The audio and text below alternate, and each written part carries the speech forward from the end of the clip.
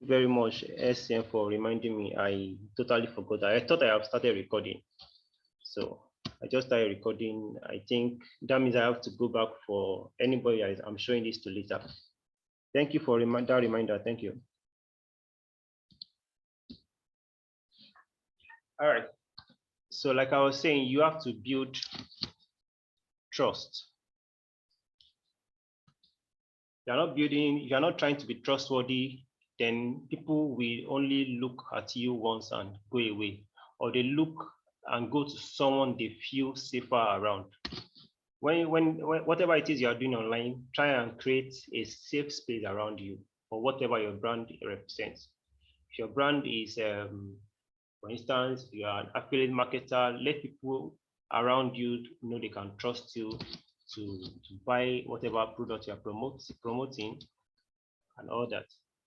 Or if you sell health products, let people know that you know about your whatever health issues they can have. Let them know that they can trust you with information, they can trust whatever it is you are offering to them. Now I am citing an example here. When you visit Mr. Macaroni's page, what do you expect to get from there? Can I get a response to that?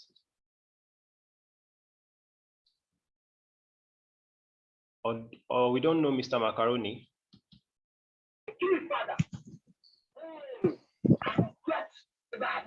I think visiting Mr. Macaroni page, I expect nothing less than comedy. I just want to laugh. I'm not sure. Great. Oh, great. So if Mr. Macaroni now probably tomorrow and day after tomorrow, he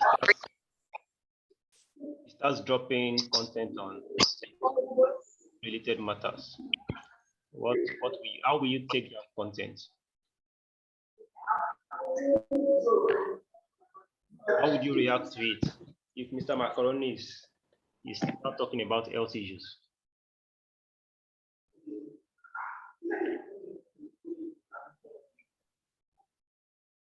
Someone talking?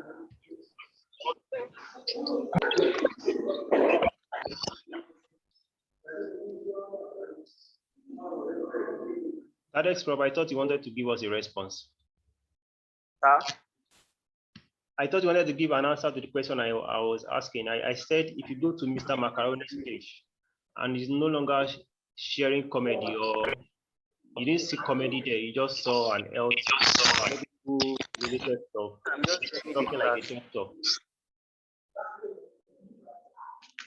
What did you say? Just joining the class, sir. I don't know the question. Okay, let's just move on so that we don't delay on that. Now, if you get to Mr. Macaroni's page and you see something different already, you are not likely to take that content serious because you've known Mr. Macaroni to make you laugh. You've known him to, to give you some comedy, enjoy yourself. Or for instance, if you go to Aproko Doctor's page as well, there is something you expect from Aproko Doctor's content. You expect him to share, you expect him to relate to health issues. Or let me say you come to Olumide Global, because some of us here know Olumide Global.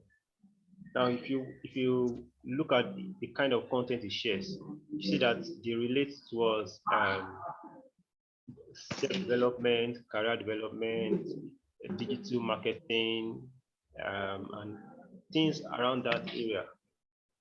So most times people go to wonderful stories that inspires them, either they get to learn new stuff from him. So that's just an idea about what we are talking about here. Sorry, my slides are getting delayed by a few seconds. That's why, I don't know. Okay. Then the third benefit of content creation is to establish authority. People are not likely to buy from you if they don't see you as an expert. There are many people that are doing what you do. There are many people that are offering the same service that you offer. Thaddeus, can you please mute your mic? Okay. Thank you.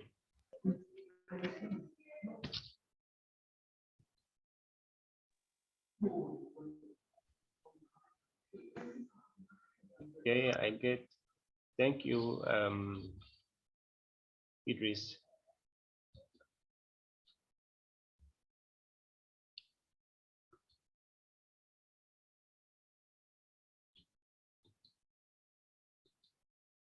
Okay, I've muted everybody now. Okay, now I was saying that many people are doing the same thing that you are doing. You're not doing something novel. Whatever it is you are selling online or whatever it is you are talking about, there's another person or there are thousands of people talking about it. So you are not the only person, but there is a way to make yourself distinct. That's through content creation. You establish authority with whatever content you share out there. Whenever people read from you or whenever they read from you, can say, okay, this person knows what he's talking about. We are talking about digital marketing. You know what you are talking about. I remember someone cited an example of a digital marketer that does not know what SEO is. You know, SEO is search engine optimization. And this person said he's a digital marketer. He does not know that term. You know, nobody will take such person serious. So what content creation does to you is that because content creation involves you sometimes carrying out research, we are still going to get to that part. It involves you going deeper than what other people are giving. So whenever you come online and you write whatever it is you are writing or share whatever video you are sharing, people know that they can learn something new from you. So this positions you as an authority. This gives you a posture of, oh, I can go to Tade and know that whatever I read from him is what I need to know about this particular subject. Or I can go to Idris, and I know Idris has great content about whatever your field, whatever your field is. So that is it. You need to be recognized as an expert. Many people recognize, the people you recognize as an expert today, you did not take them as an expert the first time you met them. Anyway, except someone who you already trust also refer that person or also mention that person. That's when you can probably, and that's another level on its own. But individually, you don't just gain expertise in the eyes of your people or your audience just like that. You have to prove yourself. You have to show it that you know what it is you are talking about. I hope you are following. Are we still getting in at this point? You can just type anything in the chat box since I've muted everybody. We can always use the chat box.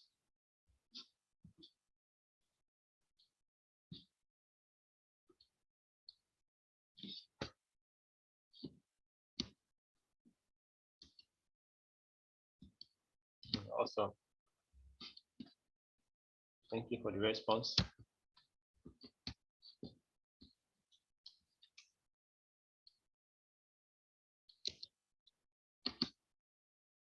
Seeing if I can minimize it so that it does not keep delaying. The slide is delaying. I don't know the reason why. So let me find something to do about that.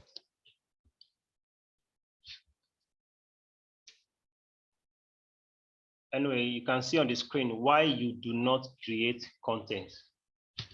If I ask you why you don't create content, or over time when I will ask people, most of the responses are around these things I listed here. And the first thing is you don't place enough value on your knowledge. Most of you here are experts. When we were introducing ourselves, I saw great, people of great, should I call it caliber in different fields. So most people don't place enough value on what they know because you feel that what I know is common knowledge. What you always forget is that what is common knowledge to you is zero knowledge to somebody else, that thing, that singular thing that you know, somebody else does not know it at all. So when you go online and you write something, even if it's only one person that gets value from what you wrote, I'm telling you, it is a whole lot. You know, for those of us that go to church, sometimes you hear the pastor say, if only one person, probably in a 5,000 church audience, pastor says, if only one person gets blessed by my message tonight, then my job here is done. I mean, you might say that's unfair, but well, at least one person got it. Whatever it is, he said, added value to somebody. I remember a post I shared maybe 5 days ago. And yesterday, okay, today I was just looking through my notification and I saw someone that said she had to go back to that post because a particular issue she has been dealing with that has been affecting her, that she actually, because of that post, she took action based on that post. I mean, didn't convert to money for me, but it felt good that something I shared made sense to someone, and the person used it to take a very reasonable action on her life. So now, if that person sees me some other time, I'm sure that person would not, that person would have a higher form of respect for me. So if suddenly I say I have a paid class about something that relates to that problem I solved for her, she would easily want to come and be a part of that class because she got value from what I shared. The second reason why you don't create content is that you are afraid of what people will say. I was actually in this shoe before. I mean, I have some of my old friends that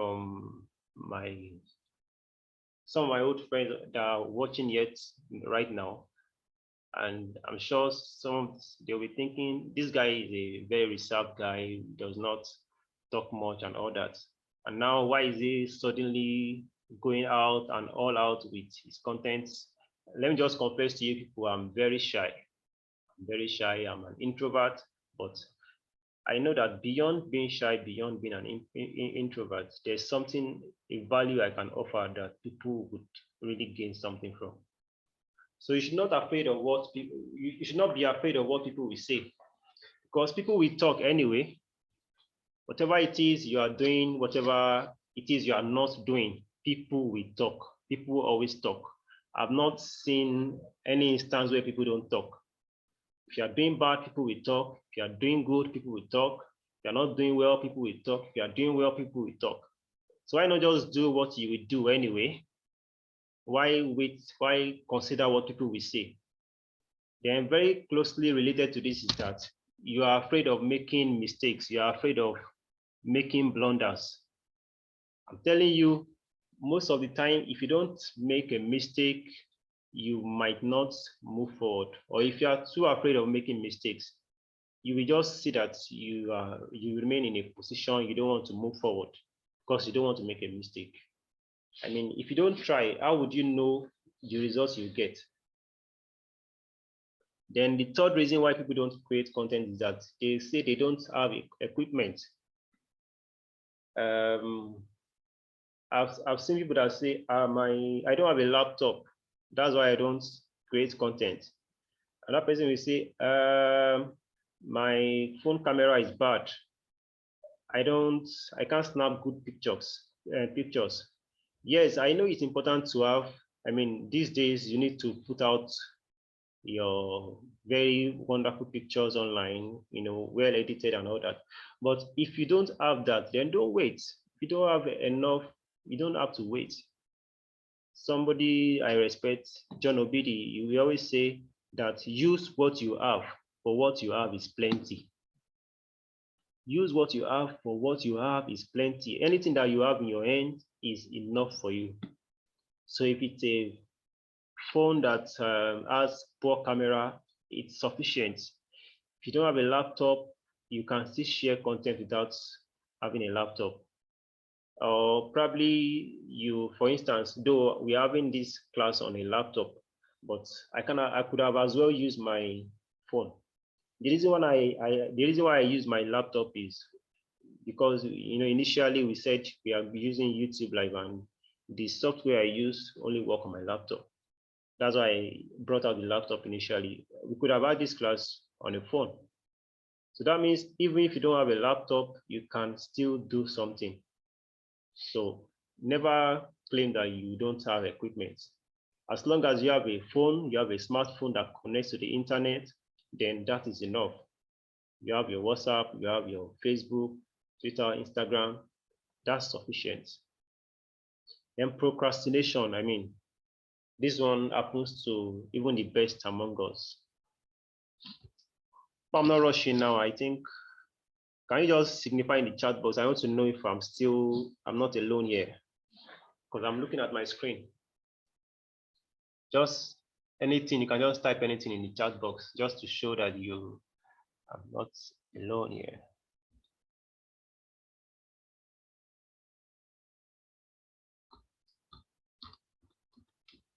Oh, great. Awesome. Awesome. Thank you. Thank you. Okay. Okay. Awesome. Yeah. Yeah. All right. So procrastination, like I said, happens to the best of us. We want to do something now and just put it up. I'll do it later.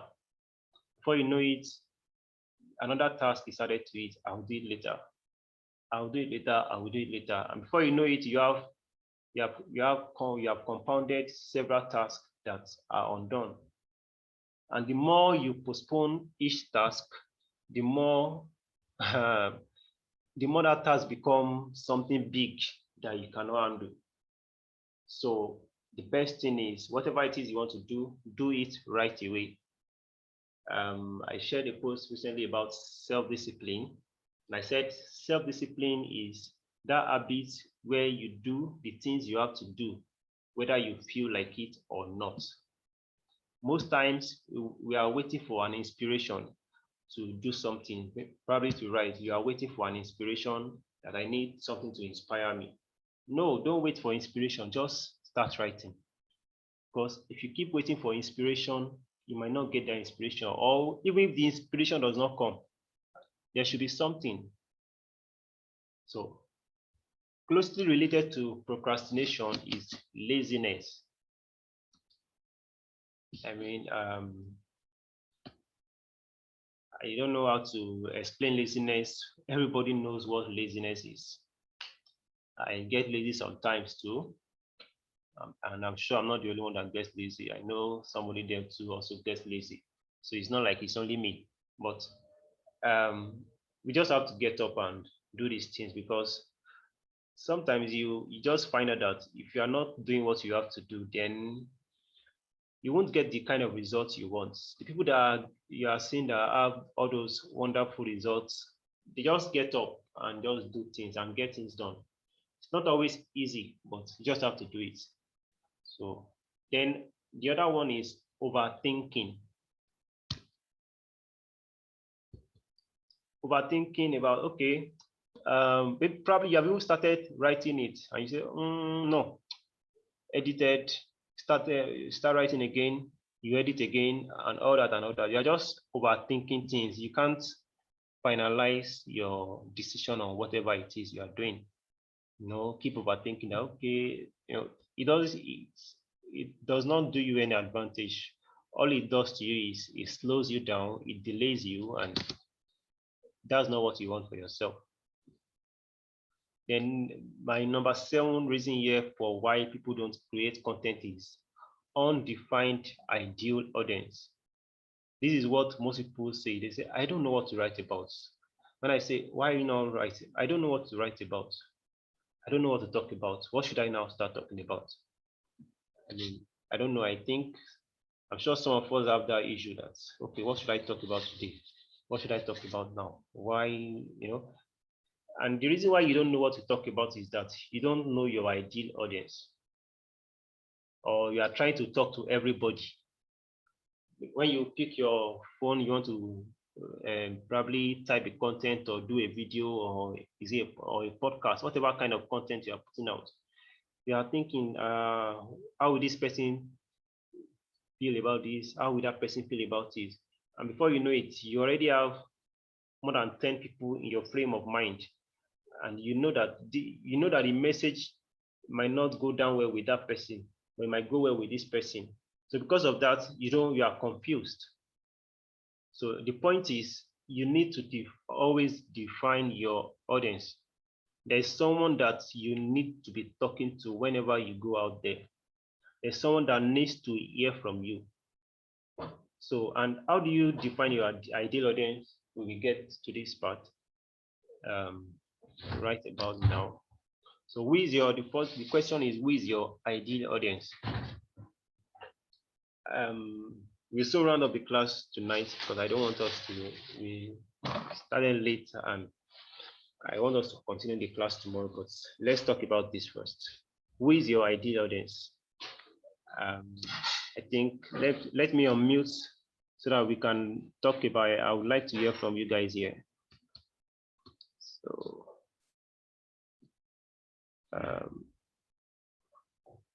I'm unmuting you.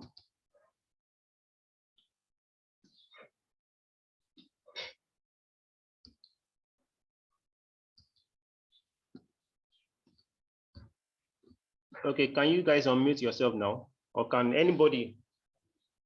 Can you unmute yourself now? Okay, so the question is, who is your ideal audience? I would like to hear from just one at a time. Just tell me, who do you think your ideal audience is? What do you know by an ideal audience? Okay, let's go. Who is going first? Right, TEDx Pro, right? Yes, sir. Okay, you about saying something? My ideal audience, I think they are my targeted audience. Okay, awesome. So how do I deal with history. So my audience are historians, especially history students. Okay, history students. Yes. Okay.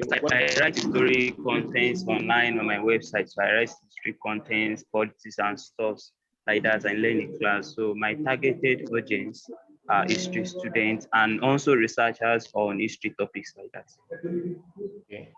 Now I will get to the next person, but I just want to ask you some questions. You said you are a historian, right?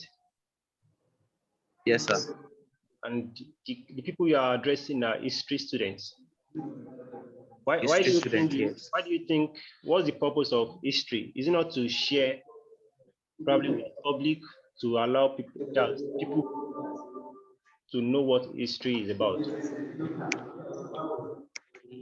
Actually, there are some concepts in history that are deeper than mere sharing to other people that don't need it. So people even go online to search for some history topics. So I post history topics on my website to ease researchers. So while searching for content online.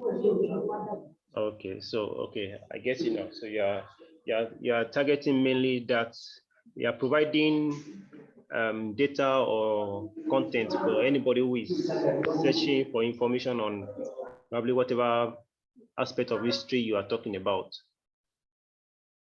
Maybe you are talking about the history of feminism. History topics, yes, sir. Okay. Okay. You can meet your mic now. Let's have another person.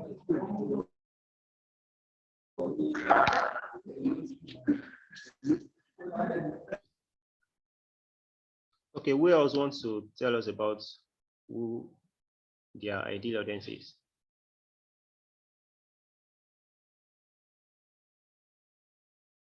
Anybody else?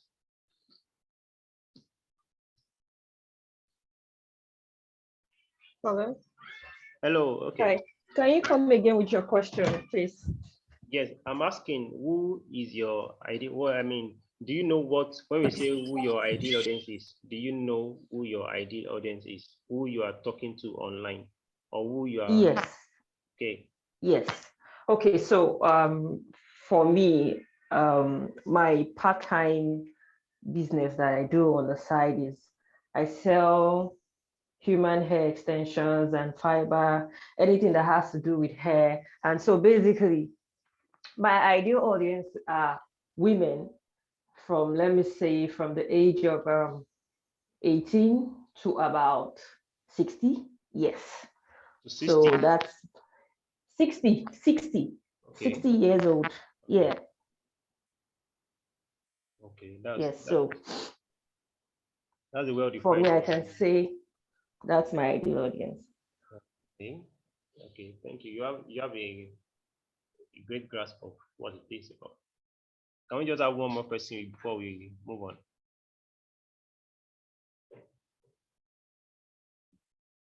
Just one more. Hello. Hi. Okay. My ideal audience, because can you hear me? I can hear you. Yes. Okay. My ideal audience, because I sell lactation products, would be nursing moms. Okay. Now, nursing moms that give birth newly, or moms that are a bit old, moms that have issues with breast milk supply, mothers generally, then about babies. So my content is targeted towards moms, how to take care of their babies, how to improve their breast milk supply, around that. The 9 to 5 moms who want to resume work, who need to and who want to do excessive breastfeeding. So Great. Awesome. I'm actually enjoying this. I said we should move forward already, except if there's any other person that wants to. If there's no other person, so let's just go. Let's just go ahead.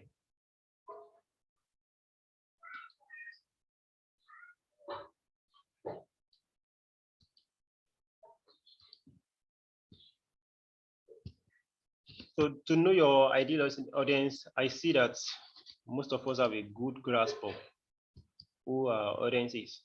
So for those that don't know who their audience is, the first thing you need to do is to create a customer avatar.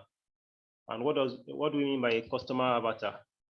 It is by knowing who exactly it is that you are addressing with your content. That person, the frame, and if you look at the question I asked there, if you can answer these questions, who are they? Who are these people? Who is he or she? Like Laraba said, our audience are women between the ages of 18 and 60. Though, assuming we are talking about Facebook advertisement here, I would have said that's a very broad audience, because most times, I don't know about now, but I feel women, especially 18-year-olds, 18 to 20, or 18 to 23, most of them don't have the financial power. Though you are the one who is selling the product, so you know your customers, you know maybe you know their age. But I just feel, based on some of my experiences, that 18-year-old people, 18, 19, 20, don't have that money to buy human hair. People that buy human hair are usually people who are already working, career women, business women, who already have something they are doing, probably, and that's usually from 25 and above. I stand to be corrected based on your experience, whatever your experience is. So who are they? Where are they?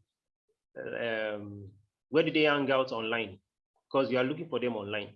So if you are looking for women in that age group, where do they hang out? Where can you find them? Where can you locate them? And we know that there are dedicated groups where we have women like this.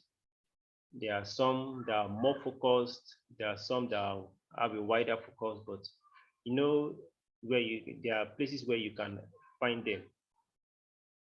So you must be able to know where you can locate who that customer is. Then what are their pain points? This is very important.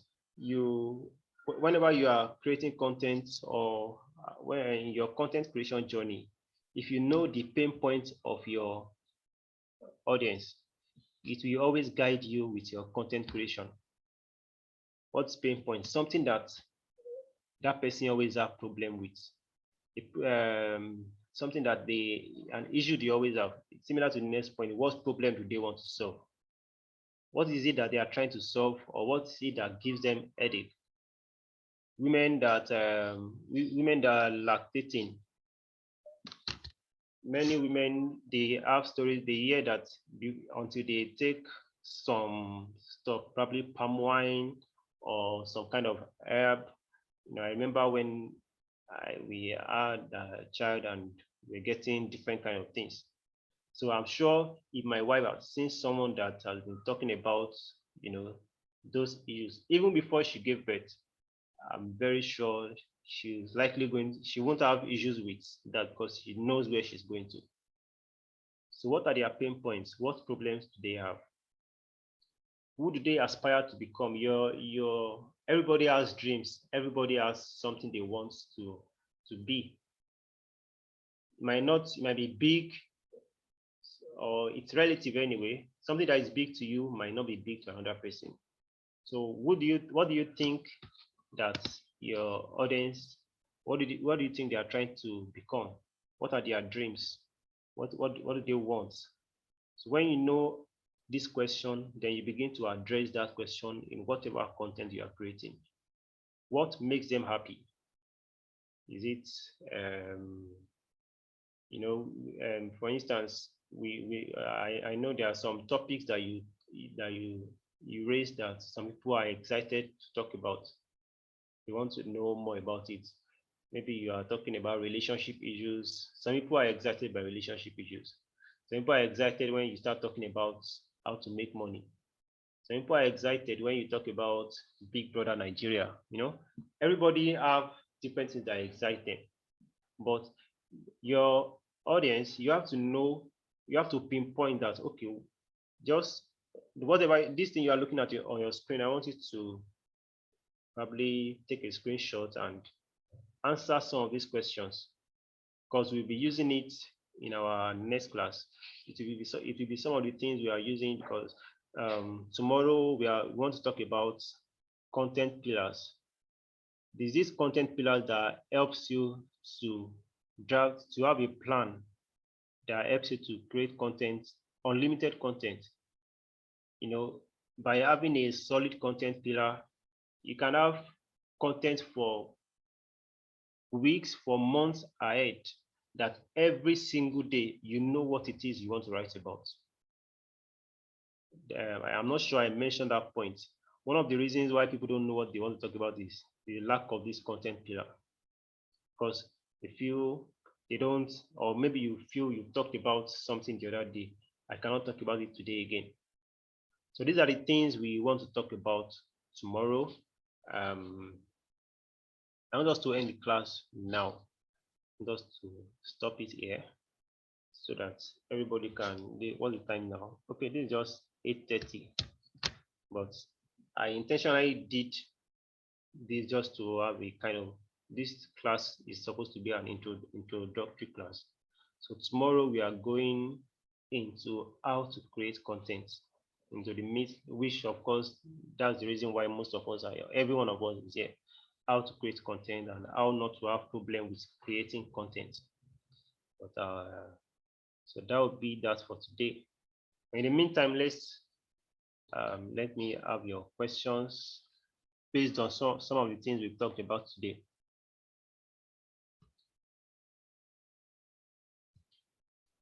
So I think I've unmuted everybody. You can talk now, ask our questions.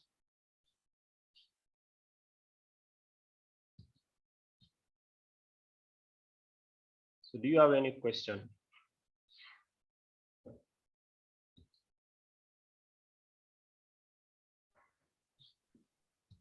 Hello? Yeah, I have a question. following? Yeah. So for me, one of my major problems is this business side, this hair business I was doing was what I was doing back then in Nigeria. So when I relocated, I started it again. Yeah, did a lot of rebranding and all. But it's been, my major problem has been, it's been really difficult for me to get more clients. I have some clients here, but it's been really difficult for me to get more clients. I tried doing, what's it called? I tried doing Facebook. I did Instagram. That one was a total failure. Instagram ad posts. I did Facebook. That one I had some people that actually came asking about the product, what I sell and all that. Though I think, okay, I only got one person to buy. So I don't know, maybe this thing I need to be more consistent. I mean, doing more ads. And the thing is, doing more ads, you need to, it's not free. You have to spend money. I'm looking at what are the best ways that I can use in promoting my business, especially in a new environment like this, where I am presently. Thank you. Right, great. I think I would take that question. I would have asked other people to take ask their questions, but let's just take it one at a time so that I don't forget any questions. So you can just write your question down somewhere, or probably you can even type it in the chat box, or just hold on a bit. Now, Laraba, well, though what you're talking about is how to, because you said you have customers here in Nigeria before you relocated. So that means most of your customers are not online, right? That's even while you were in Nigeria. You have most of your customers in your physical location. Is that so? Okay, I'm not sure. Anyway, I'll just go on. But are you following? Are you listening? Yeah, let me assume she's listening. Well, if you running out is not a problem. I mean, people have success and there are also failures with running out. That I won't say that is the problem. There are many reasons why your ads might have not done well. There are many factors around that. Oh, okay, I can. Sorry. Well, anyway, let me just address the question. So there are many reasons why your ad might not be doing well. Could be your ad creative, could be your copy, which is of course not, it's beyond the scope of what we are talking about here.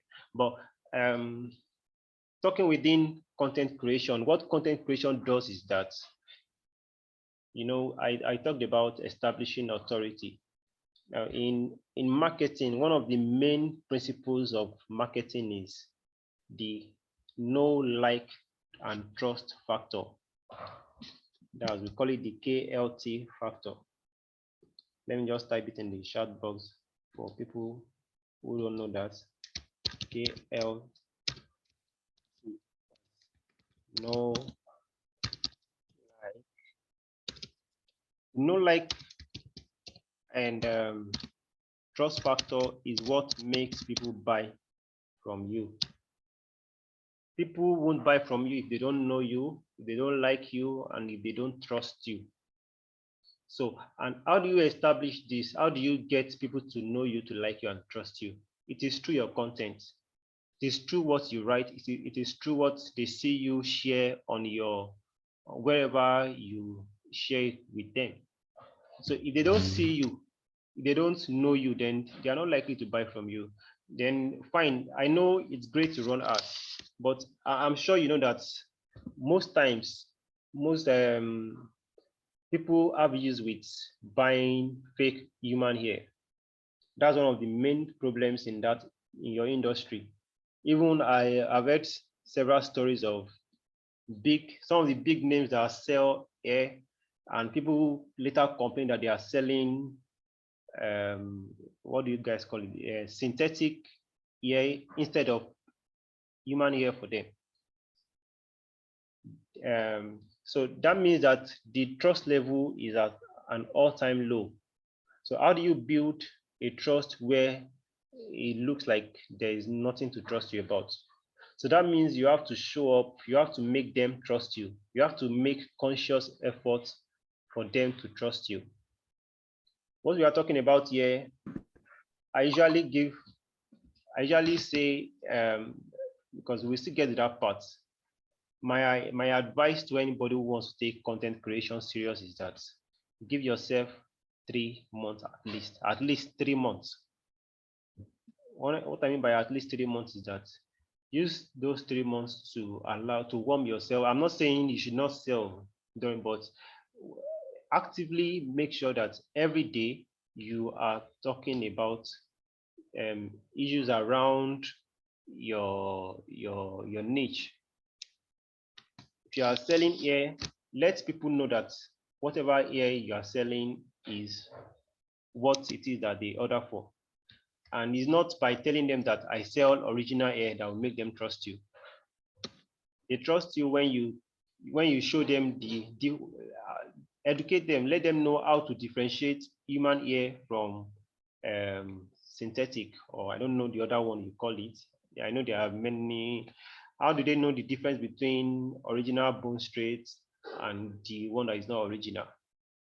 When you educate people on this, they know that someone that does not know it, because I'm sure it's not every woman that knows the difference between those. Some people, I know someone, and there's someone close to me who I know that does not know the difference, which is okay. I mean, everybody cannot know all those things, but you are the professional, you are the expert. So why not allow people that you want to buy from you to know the difference instead of telling them to come and buy from you? Why not tell them the difference about it, so that whenever they want to buy, they want to come to you because they know that what they will get from you is quality. Recently, a colleague of mine told me that she needed an iPhone, and the person I recommended to her straight was someone I've not met before, someone that's on my, we are not friends, but I see this guy's post nearly all the time, talks about iPhones. Some of us here might know him. His Facebook name is Born Again. I think is it Born Evangel. You can check him out. Evangelist. I am not sure I can get the spelling right now. Something like that. Something like that. I type it in the chat box. If you know him, you can just signify that you know him in the chat box there. That if you look at that guy's content, the way he talks about iPhones, even if you don't like iPhones, you would want to buy iPhone from him. There's a way he gives guarantee on his iPhones that he does not directly give the guarantee, but anytime he talks, you know that this guy knows what he's doing, because he also talks about his experience with his clients. So that's part of the things we'll talk about tomorrow. You also have to learn to be vulnerable to people that are listening to you. When I say vulnerable, I'm not saying you should talk about your personal life, things that people don't need to hear. No. When I say vulnerable, there are some things, some of your experiences that you are not exactly, they were not exactly great experiences. For example, a mistake you made. For example, a time when you mistakenly made a wrong order for a customer. When people hear some of the things you are not, when they hear you talk about some of the areas where you didn't do well, they know that, they feel that you are sincere. They feel a kind of connection to you.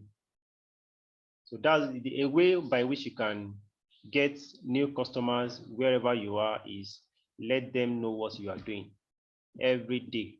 Like every day, show up and let them know what it is you are doing. If it's Facebook you want to choose, if it's Instagram, though I prefer Facebook. If you want to build a community, if you want to quickly, though this is not a hard rule, it's not a fast rule, because there are people who grew on Twitter, there are people who grew on Instagram. But from my own experience and from major findings around, I noticed that it is usually easier to build a community on Facebook than others. So can we have the next question, please?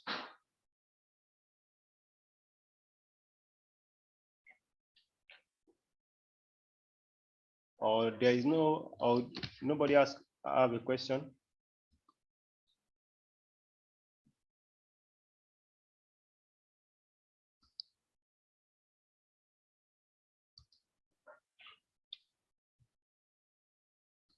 Okay, thank you to Laraba. Thank you.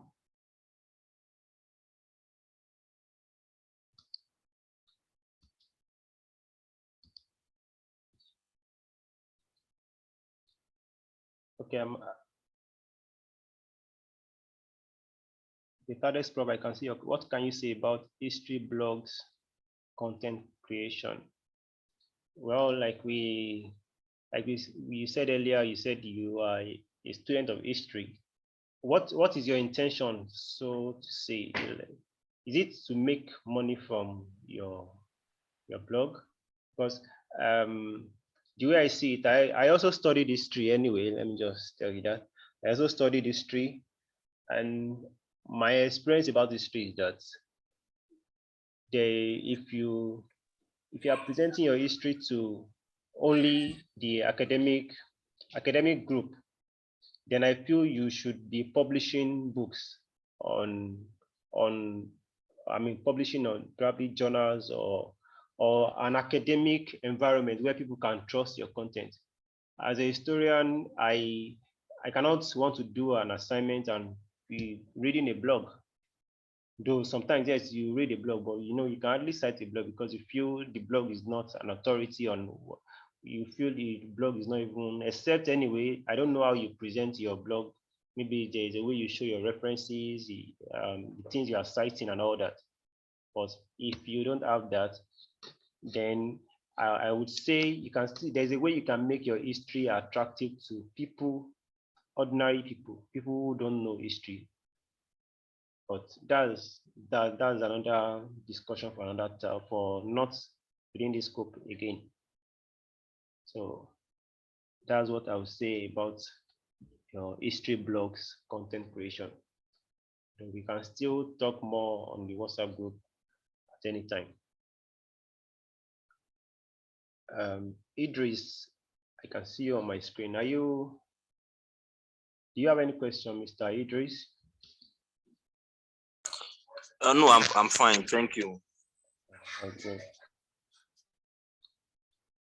So, does any other person have a question? Or have we learned? Okay, let me just ask. Did we gain any value tonight? Was it worth your time tonight? I'm talking about tonight. Did anybody learn anything?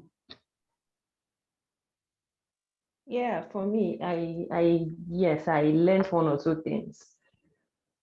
Yeah, because you talked about on the content creation that we should give it time, maybe for like 3 months for people to gain our trust, Yes. which is true. Even basically me as a person, seeing someone's page for the first time or so, I'm not really familiar with the person. It's very difficult for me to buy from them. So I think I will have to work more on my page, create more content, let my audience get more familiar with me. So with that, they can build trust and they can start patronizing me.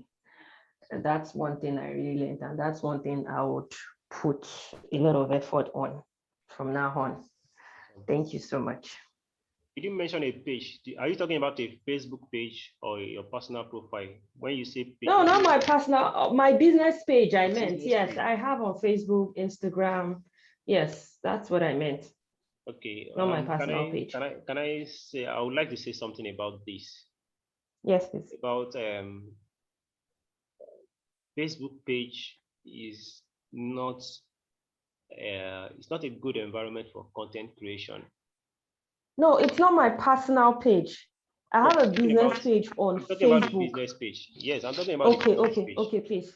Now, Okay. how many likes do you have on your page? How many people like your business page?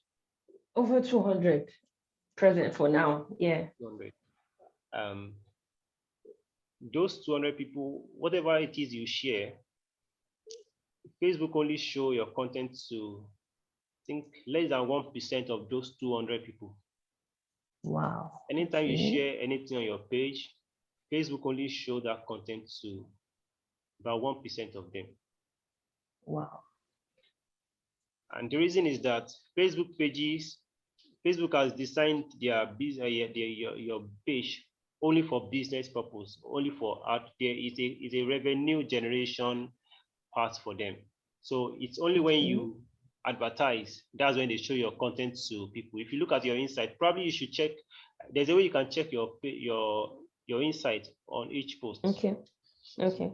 So look at the number of people that sees whatever it is you wrote or whatever it is you shared. So I would advise that you build your business from your personal page. The reason is that anytime you share content on your personal page, Facebook shows that to 30 or 35% of your audience. Okay.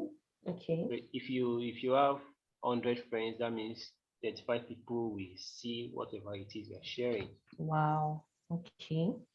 And we still talk about Facebook algorithm, how to make the algorithm favor you, that more people see your content. We are still going into that part. So but at default, you have more people able to see your content on your personal profile than on your business page. But what you can do is, while you are sharing stuff on your personal profile, you can also share it on your, whatever it is you write on your personal profile, you can just copy it and also paste it on your page. Okay. Okay. Not bad. But your page is only, you should only design it for probably just brand positioning and when you want to do ads. Okay. And your personal profile has more personal, because this social media is first a social space before it's a marketplace. True. People socialize, they can socialize with you at the level of your business, the likelier they are to buy from you. Okay. So we'll Thank talk you. more about that here. Okay, Idris, I see you raising your hand. Can we have your question, please? Oh, okay. Yeah, so my question is coming as an offshoot of what Madam just discussed now and your response to it.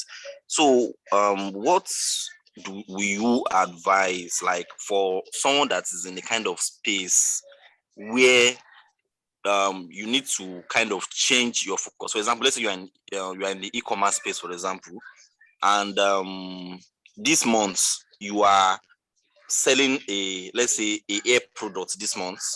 Yeah. I mean, let's say you are looking at, that's what is selling currently, that's where the money is, and you are selling a hair product this month, and you are trying to create that expert profile, and 2 months later, now you are what is the hot product in the market is iPhone, and so you're also trying to, so you now create this kind of jack of all trades. So sometimes because I believe that specialty is more important than being a generalist, but I'm sure there is a way that someone that is in that kind of space can tailor his or her contents around switching focus on the products per se. So that's why I wanted to ask what you think about that. Okay. If I understand you, I'm guessing you're into mini importation. No, not necessarily. I'm asking. I mean, I've been in that kind of so I'm just, but not now. Right. Well,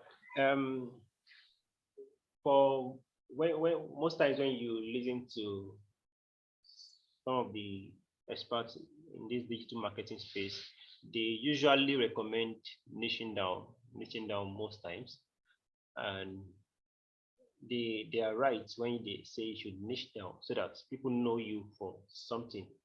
And for what you cited in e-commerce, yes, e-commerce is a niche, though there are different products, but it's a niche.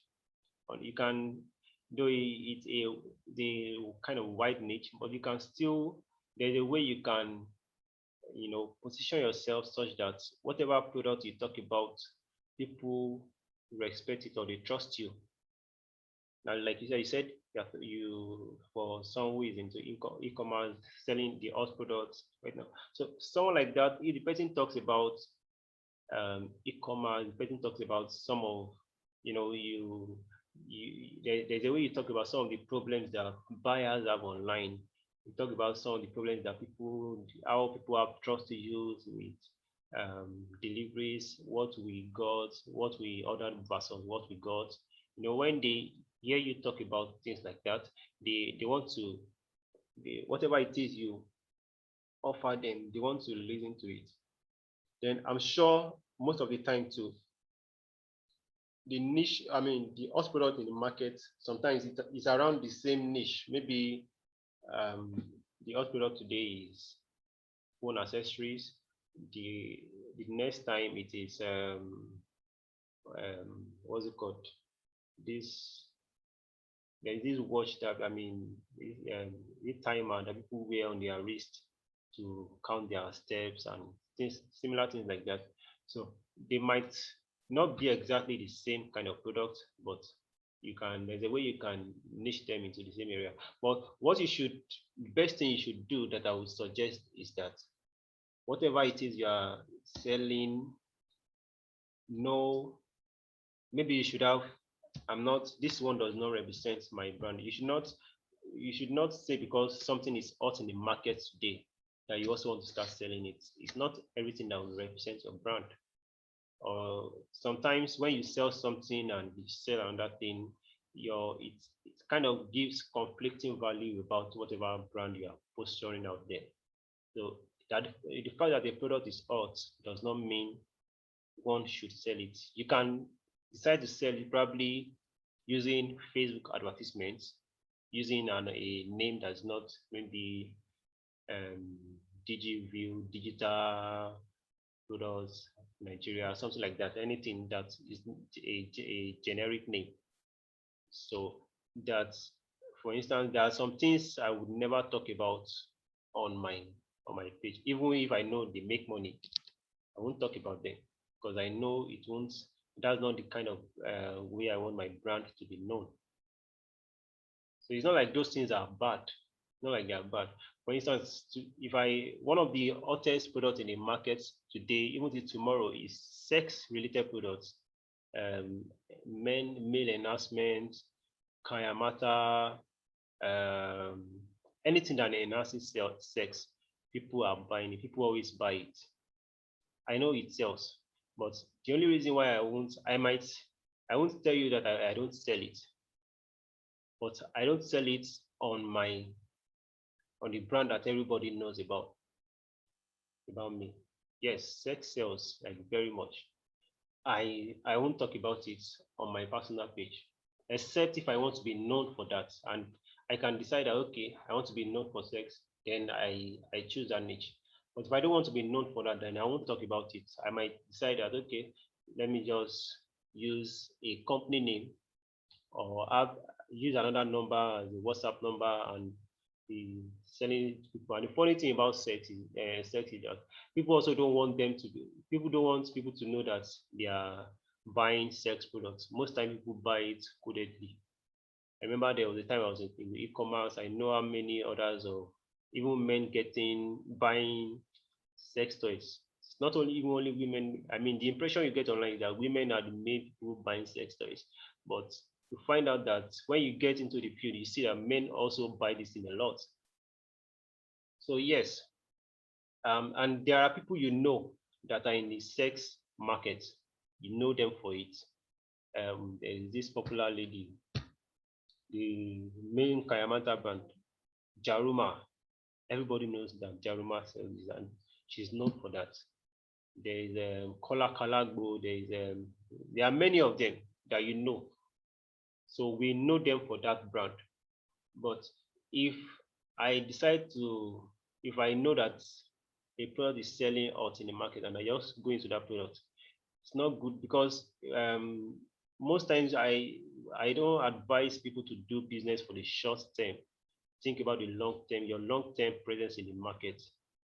Whenever, even if you are absent for a month or two, whenever you come back, they trust you.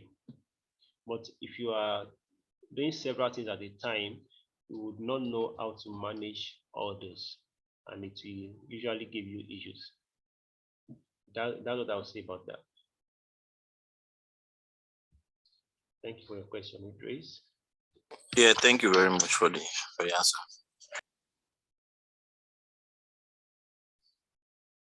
So can we still have another question?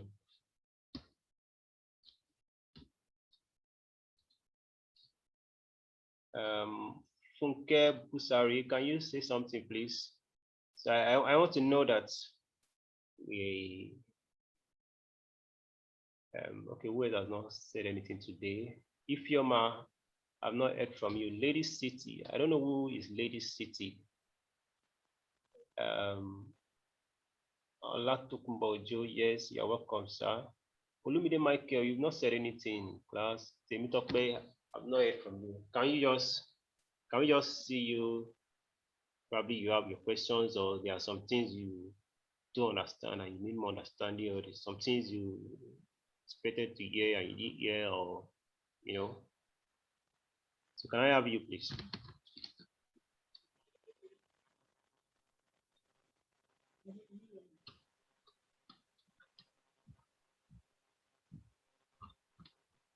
Okay.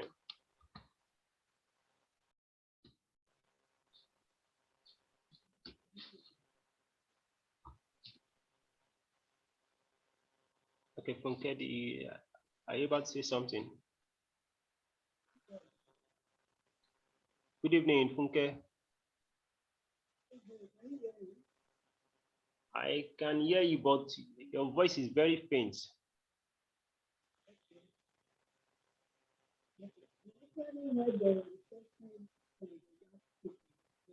Okay, can't hear you.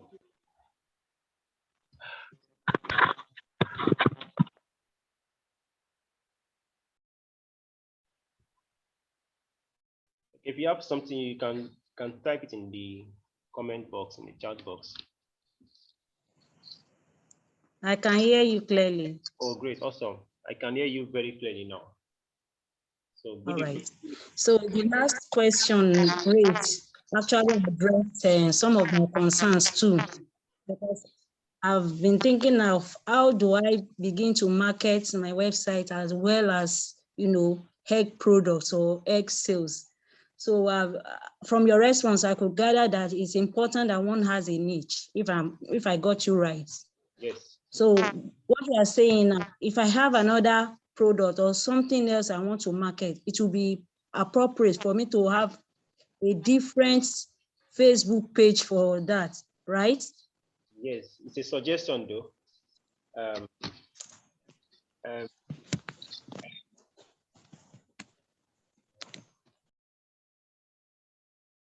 Hello, can you hear me? Hello? I can hear you. Okay. Well, I want to believe that the reason, whatever it is you are selling, the reason why you are selling it is to make some money, isn't it? That's correct. So if the primary reason is to make money, then what I tell some of my students is that because I know people, most times people like to sell what they like.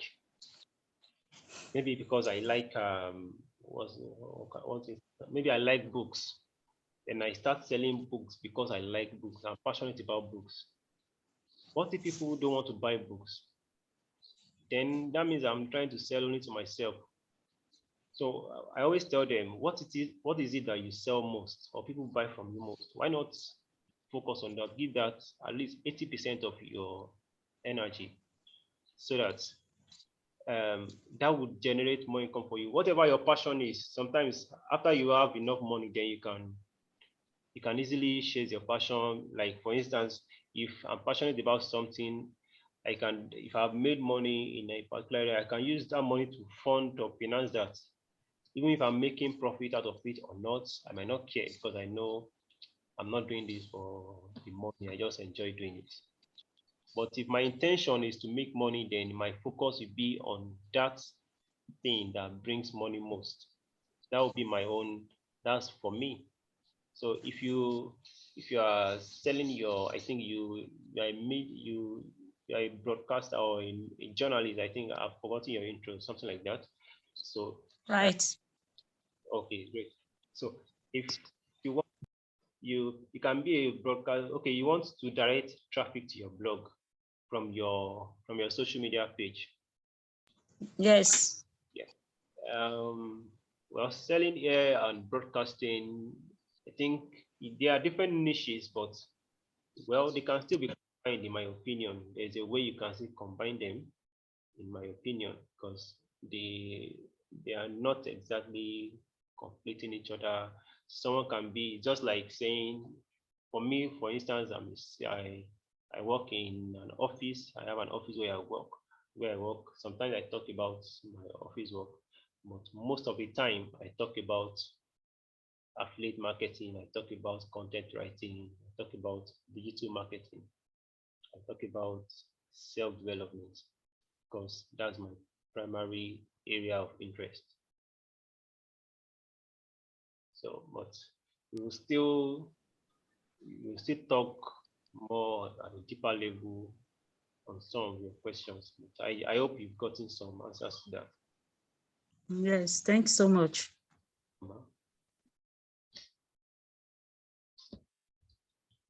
I think I should be calling people out now so that we won't. I would love to actually listen to some of us here. Ifeoma, I've not heard from you. Ifeoma, can you come up?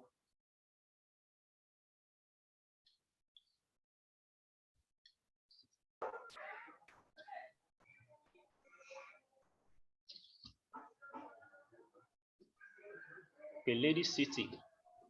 Okay, good evening. Good evening. Please, who is Lady City though? Okay, I wasn't here when the introduction started. No, I mean my name. Yes, your name. At least we all introduce ourselves on WhatsApp. So okay, Norma. Okay, yes. All right. Okay, so good. I sell what's it called? I sell skincare products and makeup products. I actually combine them, but I have a separate page for it. So for the skincare, yeah, I have a separate page for the two, for skincare and makeup. Okay. Yeah, so for the skincare, the challenges I have is like most times the books I read, I'm actually not a formulator though. So from the books I read, whatever research I've ever done, it's always about creating value, which is actually what you've said now. Like content, you give them value so they can know you're an expert in what you do. But because I don't really want to go into formulation, sometimes I find it difficult to put content out there apart from putting out the products I have in store. I find it difficult to like maybe explain what. So I'm thinking, what else what should be my content per se? We talk about tomorrow, but I'll just talk about it briefly and we'll talk more tomorrow. Okay. Remember, you said you're in the skincare industry, right? Yes, and makeup. Now, why do you think someone is, or most times, and I think ladies are most of your clients or most of the people you want to sell? Yes. Why do you think a lady is trying to make her skin look good? Yeah? Why do you think a lady is trying to make her skin look good? Why do you think someone would want her skin to be good? Right, but okay. Maybe they want to glow. They want to just look fine. I think Just they look want fine. to just they just want to have a flawless skin. Okay. Every lady wants a flawless skin. Okay. Yeah.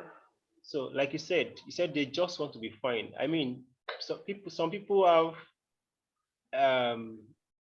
they have real health issues because they feel they are not fine. like it affects their health, because they feel I'm not fine, I'm not good enough, my skin is breaking out, I have pimples, I have acne, I have all those kind of issues. So if you don't have to formulate before you talk to this person, or what if you tell this person sometimes, because skin skin uh, skin has a way of affecting a lady's confidence, not only a lady anyway, even guys too. Yeah. But guys don't really care as much. But Pay attention to it. I remember when I was a teenager, my face was littered with pimples, and it was not something it was something that kind of affected my self-confidence. So many of your clients, many of your target audience are battling with self-confidence. Why not address these issues? Why not talk about self-confidence? Why not talk about things that make a lady feel good about herself? Because the ultimate good, like Idris rightly stated in the chat box, he said, the feel good factor. Everybody wants to feel good. Everybody wants to feel confident. That when they go out, they are confident. They are not insecure about how they look. They are not insecure about when somebody looks at them, the person, because sometimes when you are feeling insecure, when somebody looks at you, you are feeling, that person is looking at my flaw. Is there a way you can talk to ladies that even with their flaw, they still go out with confidence? And then yes, you are trying to sell a skincare product to make them feel good, but not only about your product that will make them feel good. It's more of an internal thing. And most times people remember how you make them feel more than anything, even more than what you give them. They remember how you make them feel, the kind of feeling you evoked when you met with them, when they came in contact with you. If a lady came in contact with you and somehow something you said, something you mentioned boosted her self-confidence, telling you she would want to do, when you sell something to her, she would want to buy from you. So it's not only when you formulate products and all that, but that's a topic that we are fully addressing tomorrow. Okay. Just make sure you're on ground tomorrow. We discuss this in details. Thank you, Nyoma. Thank you. Ifeoma, are you still here? You have not said anything. I'm still waiting for you.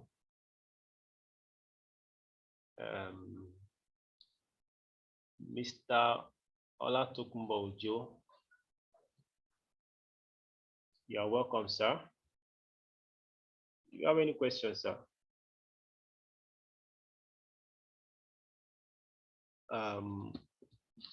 Olumide Michael and Temitope.